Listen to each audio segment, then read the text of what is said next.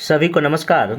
News paper based current affairs के इस series में आज दो टॉपिक मैं कवर कर रहा हूं, खास करके करंट अफेयर्स का। एक तो ट्रेड वॉर, अभी अमेरिका के राष्ट्रपति ने कनाडा, मेक्सिको और चीन पर कुछ वस्तु पर टैरिफ रेट बढ़ा दिया है, तो वो कहीं ना कहीं ट्रेड वार से संबंधित है। तो current affairs GS paper first BPSC mains exam में ये क्वेश्चन आ सकता है। अगर आप पीवाईक्यू देखिएगा तो करंट अफेयर्स में एक क्वेश्चन कहीं ना कहीं अमेरिका से रिलेटेड रहता है। जैसे एक बार 63rd बीपीएससी या 64 में अमेरिका और ताइवान को लेके एक बार क्वेश्चन पूछ दिया था। बाकी और भी अमेरिका से रिलेटेड क्वेश्चन आता है करंट अफेयर्स में, तो मे भी हो सकता है 70 बीपीएससी या 71 बीपीएससी में मेंस में ट्रेड वॉर से संबंधित क्वेश्चन आ सकता है कि ट्रेड वॉर है क्या, ट्रेड वॉर अभी होने का क्या वजह है और ट्रेड वॉर का इंडिया पे क्या इफेक्ट पड़ेगा। इन सब से जुड़ा हुआ क्वेश्चन आपसे पूछा जा सकता है। और अभी हाल के 2-3 दिनों में न्यूज़पेपर के आर्टिकल में आपका ये टैरिफ वॉर को लेके हिंदी एंड इंग्लिश दोनों न्यूज़पेपर में आपको मिलेगा। एक तो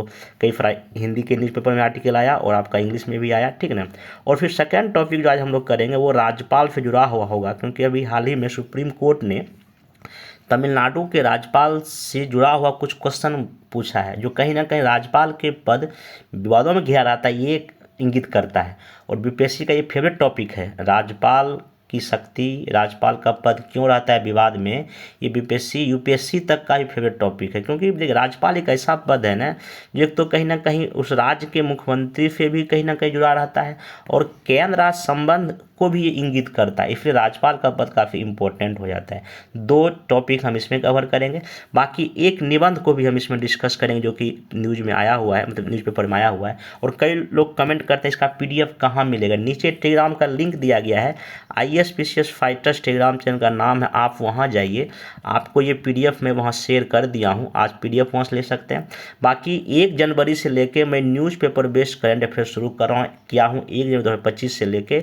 इसमें जो भी 3-4 दिन में इंपॉर्टेंट मेंस या पीटी के लिए आपके एग्जाम के लिए होता है, चाहे 70 का मेंस दे रहे हैं, 71 की आप तैयारी कर रहे हो, तो न्यूज़पेपर बेस्ड जो भी इंपॉर्टेंट चीज़ें आपके एग्जाम के लायक है वही मैं डिस्कस करता हूँ। कई लोग पूछे न्यूज़पेपर कौन सा होता है, इंडिया में जितना भी न्यूज़पेपर चाहे हिंदी में या इंग्लिश में जो भी पब्लिश होता है उनमें जो अच्छा चीज़ हमको लगता है वो आपको चीज़ रखता है। जैसे दैनिक भास्कर हो गया, दैनिक जागरण हो गया, हिंदू हो गया, इंडियन एक्सप्रेस हो गया, जो भी न्यूज़पेपर हिंदी इंग्लिश में है उन सब का अच्छी चीज़ें आपके साथ जो है मैं शेयर करता हूँ और लेक्चर लेके आपको बताने की कोशिश करता हूँ। अब आपको करना क्या है, मैं जो भी टॉपिक पढ़ाता हूँ ना, अगर आप मेरा लेक्चर देखेंगे इसका, तो टॉपिक बताने के साथ ही साथ मैं उस टॉपिक से संबंधित 2 या 3 क्वेश्चन देता हूँ प्रैक्टिस करने के। जैसे कि यहीं पे देखिए हम राज्यपाल करेंगे तो यहाँ 2 क्वेश्चन, एक शॉर्ट क्वेश्चन दिया गया आपको, इसी में एक लॉन्ग क्वेश्चन दिया गया है। अगर हम ट्रेड वॉर भी करेंगे तो वहाँ भी आपको 2 क्वेश्चन आपको मिलेगा। तो आपको लेक्चर देख के इसका पीडीएफ डाउनलोड करके इसके आंसर को लिखने का प्रयास करना है, क्योंकि मेंस में आपको लिखना ही तो पड़ेगा ना। चलिए इसको करेंगे, बाकी हम लोग एक अंतिम में निबंध को भी देखेंगे। तो आइए इस टॉपिक को हम लोग शुरू करते हैं। व्यापार युद्ध क्या है या ट्रेड वॉर क्या है। देखिए अभी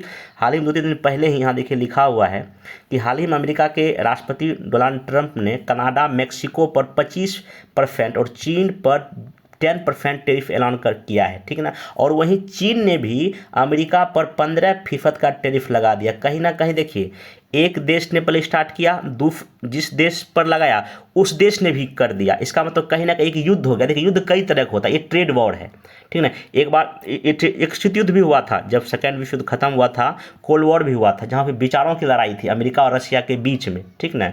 और ये ट्रेड वॉर है, व्यापार युद्ध है, मतलब कि यहाँ पे हर एक देश आता है, एक तो अपनी जो घरेलू जो उत्पाद है उसको बढ़ावा देना, अपनी इकोनॉमी को करना, और जो जिसे ना डोनाल्ड ट्रंप का एक पॉलिसी भी है अमेरिका फर्स्ट, तो उसके तहत कहीं ना कहीं ये चीज़ें घोषणा हुआ है। तो ट्रेड वॉर से क्वेश्चन इस बार में भी आ सकता है। तो 3 देशों पे, क्योंकि इन तीनों देशों के साथ जो है ना अमेरिका का व्यापार घाटा है, अमेरिका का व्यापार घाटा है। तो ये जो आर्टिकल यहाँ छपा हुआ है इसका जो मैंने जो की टर्म क्या मैं लिख दिया हूँ, इसका की टर्म पूरे आप इसको जब पढ़ेंगे तो यही है।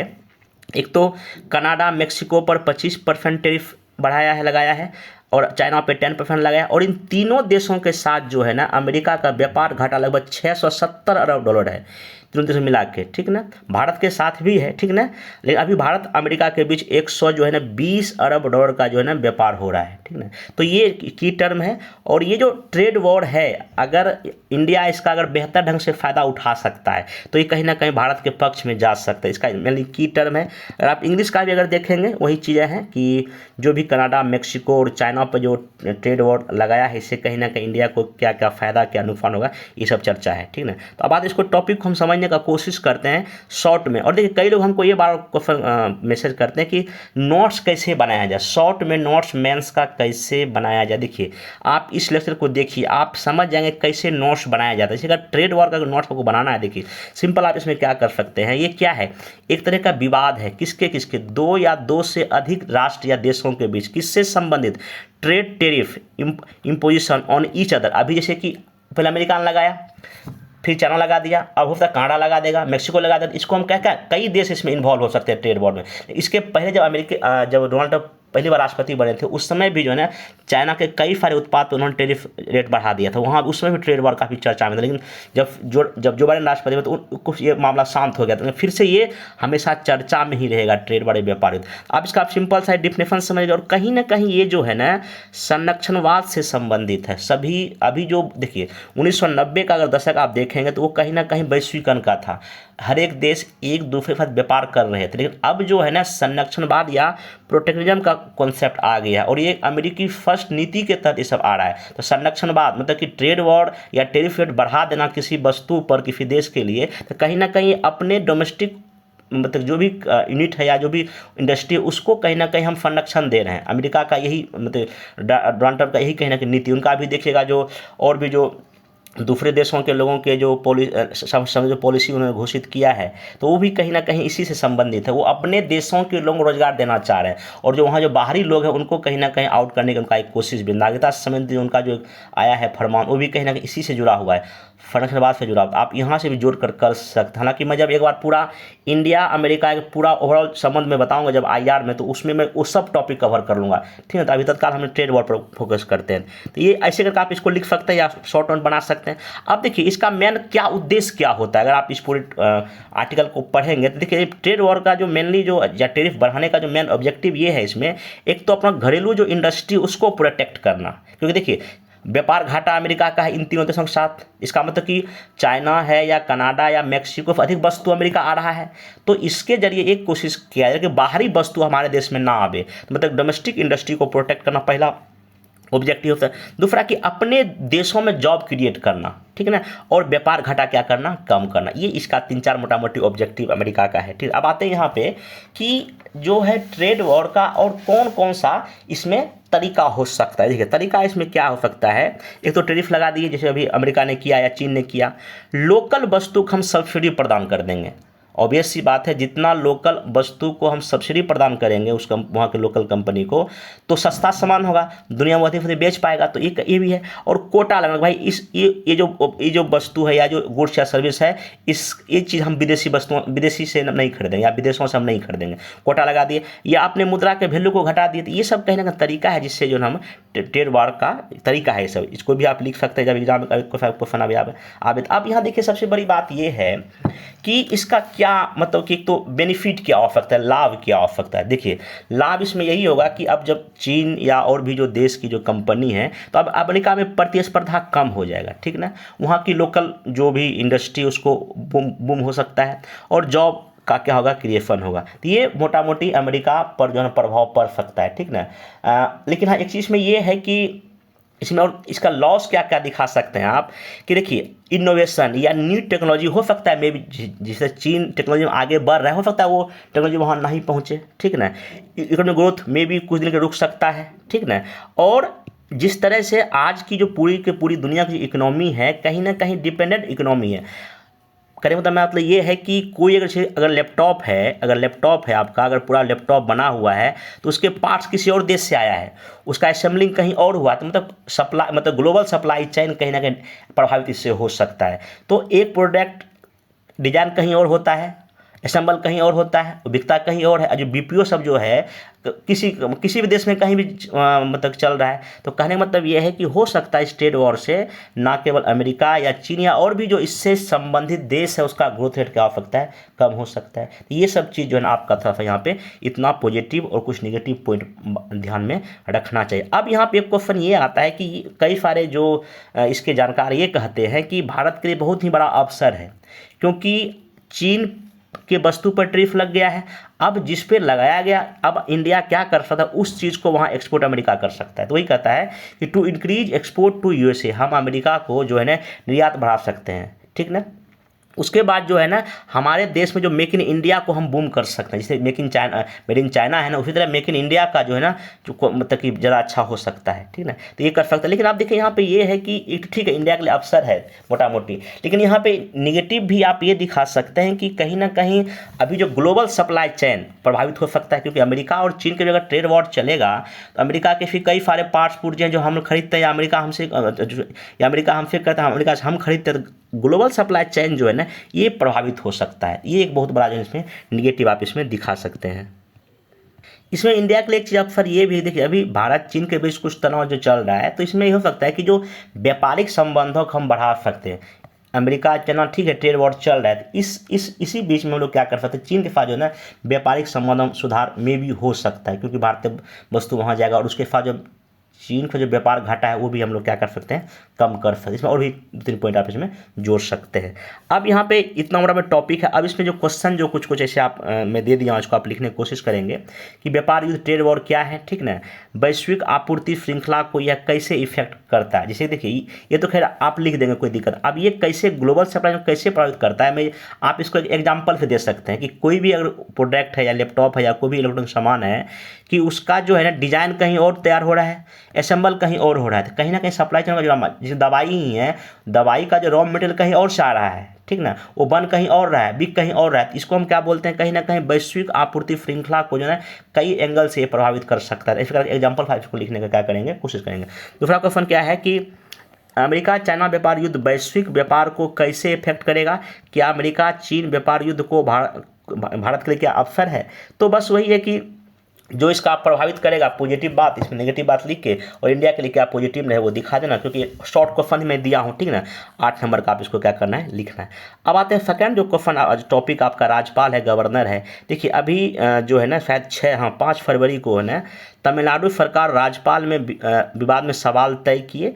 मतलब कि सुप्रीम कोर्ट ने कहा है कि ऐसा लगता है कि तमिलनाडु के राज्यपाल ने अपनी ही प्रक्रिया अपना ली है, ठीक ना। What was gross about the 12 bills kept pending for 3 years. मतलब कि तमिलनाडु के राज्यपाल जो है ना तमिलनाडु के सरकार का जो है 12 बिल पिछले 3 साल से पेंडिंग किए हुए रखे हुए, उसका कोई जवाब नहीं दे रहा था। वही यहाँ पे सुप्रीम कोर्ट का बड़ा सख्त टिप्पणी कर सकते हैं। ऐसा लगता है कि तमिलनाडु के राज्यपाल ने अपनी ही प्रक्रिया अपना ली है और कई तरह के 5-6 क्वेश्चन पूछा है, ठीक ना, कि आपको कितना अधिकार है, आर्टिकल 200 का व्याख्या किस प्रकार किया जाए, हालांकि इसमें और जजमेंट आना बाकी है, ठीक ना।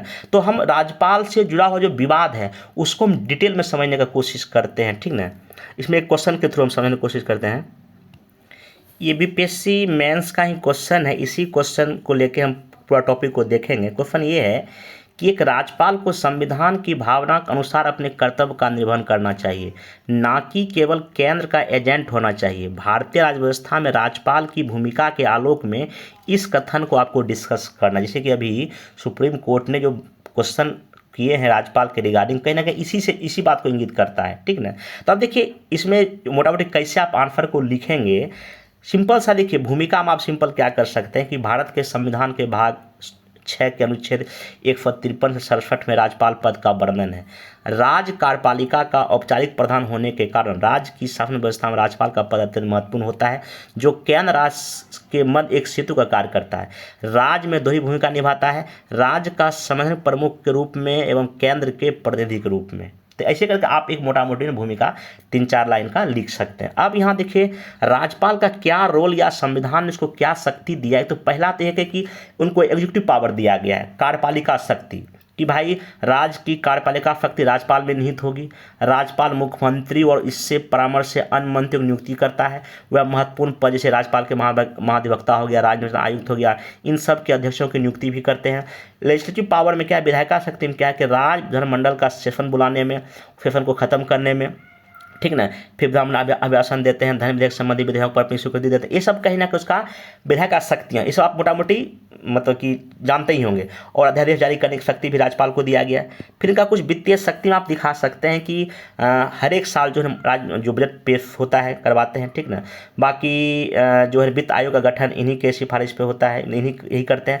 न्यायिक शक्तियाँ भी है कि जिला अन्य न्यायालयों में न्यायाधीश की नियुक्ति करना, ये सब इनका कुछ न्यायिक शक्तियाँ, ठीक ना। अब आगे यहाँ पे है कि इनका कुछ आपातकालीन शक्तियाँ ये है कि अगर किसी राज्य में संवैधानिक संकट उत्पन्न हो जाए तो वहाँ पे राष्ट्रपति शासन लगाने की क्या करते हैं, सिफारिश करते हैं, आर्टिकल 356 करते हैं। ये इनको दिया गया है शक्ति या पावर, हम कह सकते हैं कि संविधान निर्माताओं के द्वारा, ठीक ना। इनको कुछ विवेकाधीन शक्तियाँ भी दी गई है, जैसे कि अगर किसी राज्य में अगर त्रिशंकु विधानसभा की स्थिति बनती है तो सबसे अधिक जो इनको सीट आया है उन पार्टी के नेताओं को सरकार बनाने के लिए क्या करना, आमंत्रित करना। ये इनका कुछ विवेकाधीन शक्तियाँ भी संविधान ने इनको दिया है। अब यहाँ पे देखिए, अभी आप अगर देखेंगे कि जो मेनली विवाद जो है राज्यपाल के पद को किन बातों को लेके है, एक तो पहला विवाद कि इनकी नियुक्ति से संबंधित को लेके। देखिए, राज्यपाल की नियुक्ति सामान्यतः वहाँ के मुख्यमंत्री से बिना पूछे कर दिया जाता है, जबकि सरकड़िया आयोग या पूंची आयोग का ये कहना है कि कहीं ना कहीं जब इसकी नियुक्ति होते बार कम से कम उस राज्य के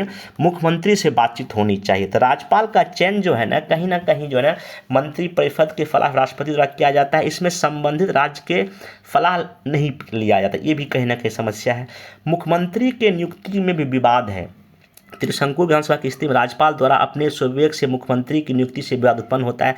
हाल के वर्षों में कर्नाटक हो या महाराष्ट्र हो, उत्तराखंड हो, मध्य प्रदेश हो, राजस्थान हो आदि जो देखा गया है कि यहाँ पे जो है ना विवाद है। जैसे कि महाराष्ट्र में हुआ कि वहाँ पे देवेंद्र फडणवीस को बहुत साल पहले, 5 साल पहले की बात है, वहाँ पे रातों रात उनको नियुक्त भी कर दिया गया, उनका बहुमत सिद्ध नहीं हो पाया।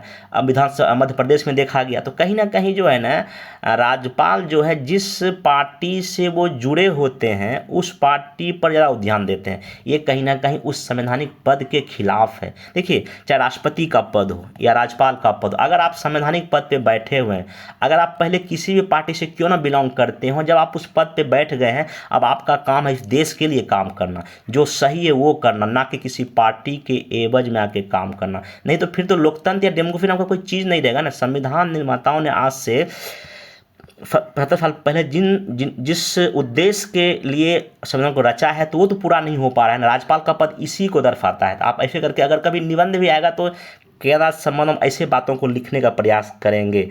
अब देखिए, राष्ट्रपति शासन लगाने से संबंध में भी अभी तो खैर राष्ट्रपति शासन बहुत कम लगता है, लेकिन 1950 से लेकर 1990-2000 के बीच में राष्ट्रपति शासन बहुत लगाया, बहुत गलत तरीके से भी कई जगह लगाया गया है। तो काफ़ी राज्यपाल का पद उसमें चर्चा में रहता था। यहाँ पर लिखा भी गया है कि जो 356 के तहत जो संवैधानिक तंत्र का विफलता का बात किया गया है, तो यहाँ भी जो है ना विवाद इसके साथ रहता है, ठीक ना। अब यहाँ पे राज्यों में केंद्र की प्रतिनिधि संबंधी विवाद है। अब देखिए, यहाँ पे क्या है कि राज्यपाल राज्य के केंद्र के प्रतिनिधि होते हैं। ये राजनीतिक विचारधारा और निर्देशन में पारित होकर राज्य सरकार की शासन व्यवस्था को प्रतिकूल टिप्पणी करते हैं। अभी हाल में देखे होंगे जैसे कि केरल के राज्यपाल जो अभी बिहार के बन गए, वो भी कहीं ना कहीं वहाँ के सरकार के खिलाफ कुछ टिप्पणी करते रहते थे। अभी जो उपराष्ट्रपति महोदय हमारे देश के हैं, जब वो पश्चिम बंगाल के जब राज्यपाल थे तो वहाँ भी पश्चिम बंगाल के सरकार खिलाफ कुछ ना कुछ टिप्पणी करते रहते थे। ये अभी पश्चिम बंगाल में अभी वही हो रहा है। या दिल्ली में जो उपराज्यपाल है वो भी कहीं ना कहीं सरकार के खिलाफ कुछ ना कुछ प्रतिकूल टिप्पणी करते रहते हैं, जो कि ये नहीं करना चाहिए, अमूमन नहीं करना चाहिए। ये आप यहाँ पे लिखा सकते हैं।